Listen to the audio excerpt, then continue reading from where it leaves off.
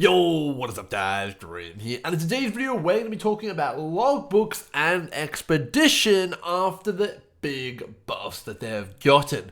So of course the buffs went into effect yesterday, and they are definitely very noticeable. And of course I needed to get into some logbooks, I needed to try some mapping, and I needed to try out these new changes.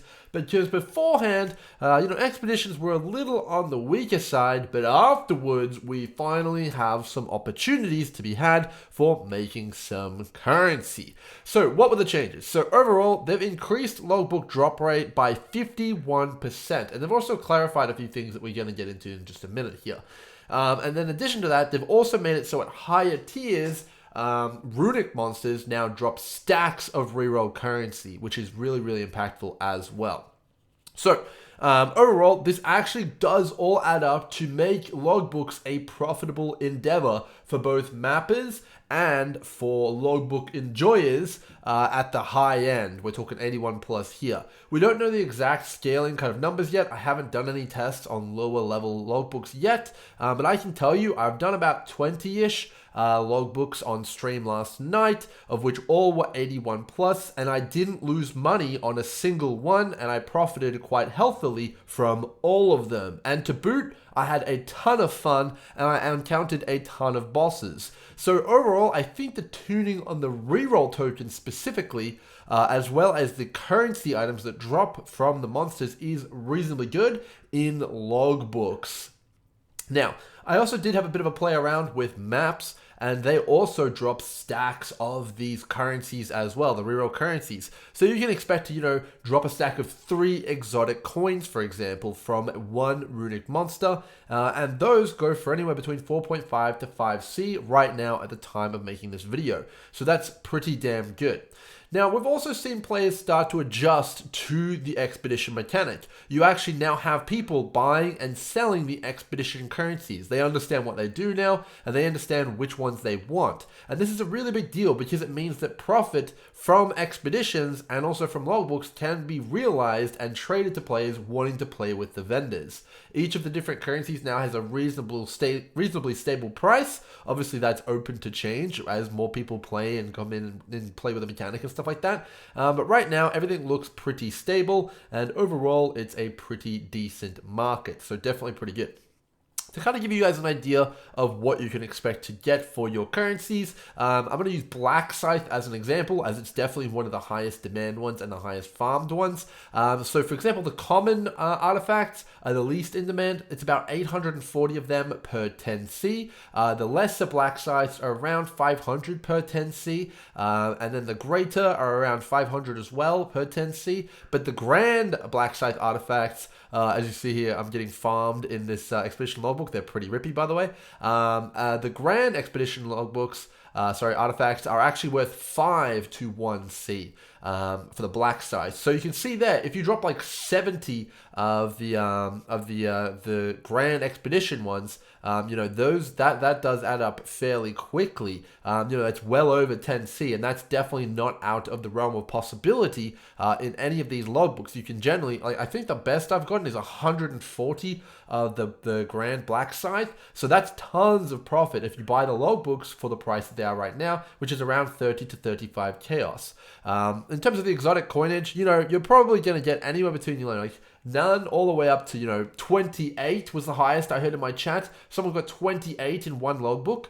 But on average, I would say that the bosses drop anywhere between 8 to 10. You see I got there 7. That's definitely on the low end. And the monsters drop anywhere between 1 to 3. And that is going to be pretty good as well.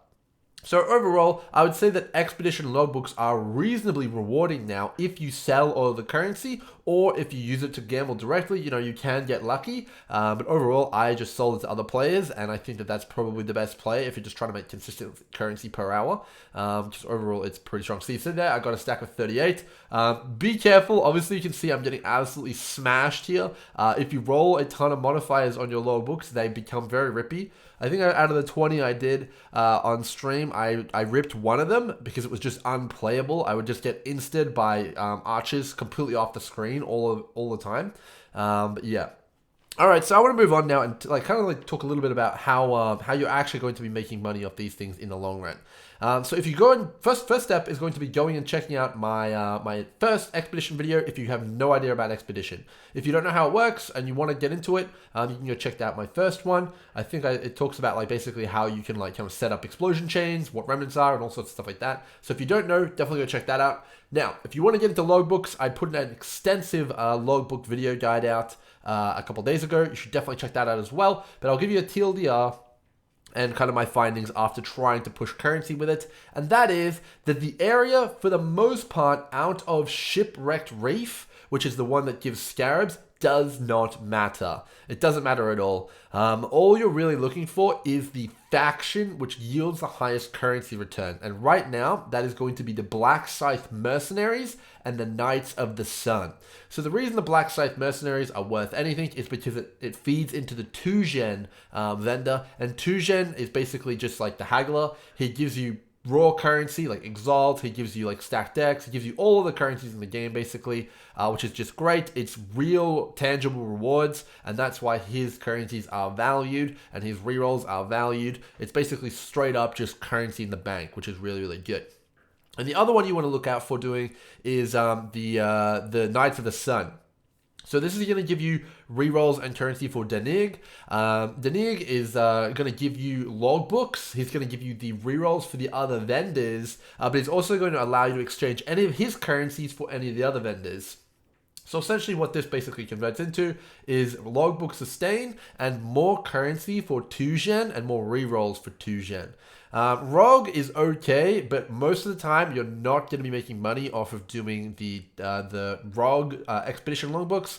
You'll probably maybe break even off the currency you get, but you're not going to profit off it. And at the end of the day, the kind of the overarching message here is basically that you're going to want to primarily target Black Scythe Mercenaries and Knights of the Sun as your regions. Look out for the Shipwreck Reef or Shipwreck Cove, and that can be a good one too. But overall, it's not too impactful. Now, in the buff messages, they actually clarified something critically important, and that is that logbooks in maps only drop from runic monsters. So your priority in maps should be to blow up all of the runic monsters, which are the large posts with the big skulls on them.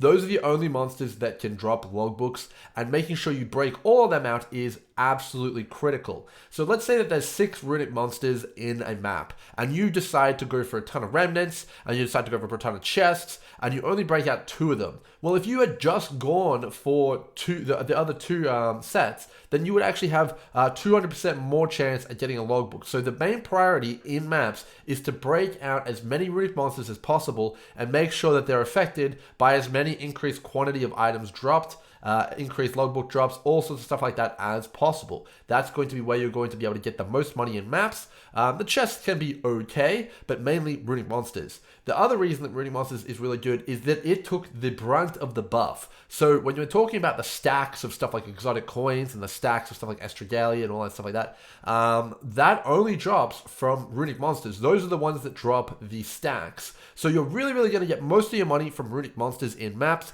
and in logbooks as well. That's what you need to be targeting. They drop the expedition currency as well, so that's really, really important too. But overall, runic monsters are the play, and in maps, it can basically just be boiled down to that. But when you get over to logbooks, it does shift a little bit. Obviously, you have a lot more things to consider. You want to get good remnants because you can stack up an explosion chain of 20. You want to get the bosses. You want to get the hideouts. And overall, you do have to balance it a little bit better, but primarily, you're still looking for the same things. In logbooks, I would always prioritize runic monsters, I prioritize expedition currency chests, and I prioritize anything which gives me more expedition currency or gives me more increased item quantity from monsters. Or I also prioritize some of the more powerful remnants, such as, drops stacked decks, drops currency stacks. You can also pick up stuff like duplicate runic monsters. Those are the main ones. Ignore anything which is like XP, rarity, all sorts of stuff like that. That's kind of useless. You want to be basically going for bulk runic monsters and bulk expedition currency chests. Some of the other ones, like the Harbinger chests and the currency chests, are also pretty damn good. So you basically want to scoop up all of them as well if you can.